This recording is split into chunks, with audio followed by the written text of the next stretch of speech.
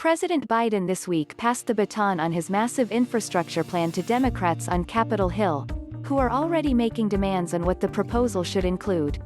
It marks the start of what is likely to be a 4-month grueling marathon to get the package through Congress and back to Biden's desk. Progressive Democrats want what is being called a once-in-a-generation proposal to be even more ambitious in scope. Moderate House Democrats are skeptical of voting for its major tax increases on corporations.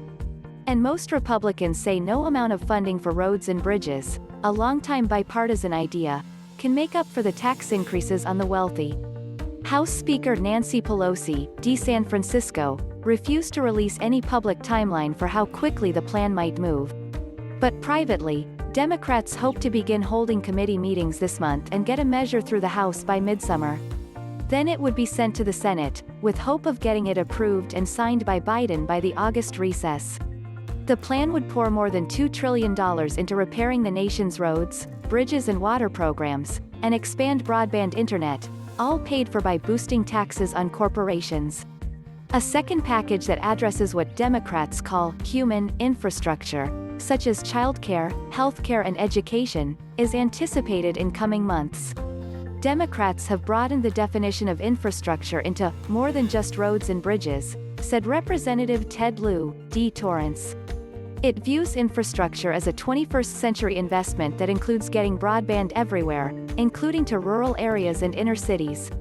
It views infrastructure as being resilient, and also investing in research and development and workforce training.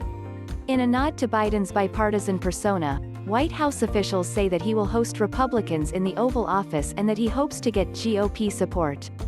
5 cabinet secretaries are being dispatched to talk with lawmakers. But so far, that bipartisan outreach has fallen on deaf ears. Representative Brady of Texas, the top Republican on the House Ways and Means Committee, called the invitation disingenuous, when he has made it very clear, and Democrats in Congress have made it very clear, they have no intention of working with Republicans on this package. White House Chief of Staff Klain signaled that the administration will attempt to reach out to Republicans but is focused solely on getting a bill approved. I understand controversy about ways to pay for it, controversy about certain specifics, but let's work together and see if there's a way for us to deliver this, he said in a broadcast interview with Politico.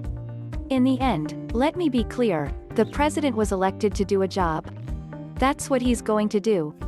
All hope for bipartisanship probably rests on a group of moderate Republican and Democrats in the Senate who have met occasionally in recent months to try to work on legislative deals.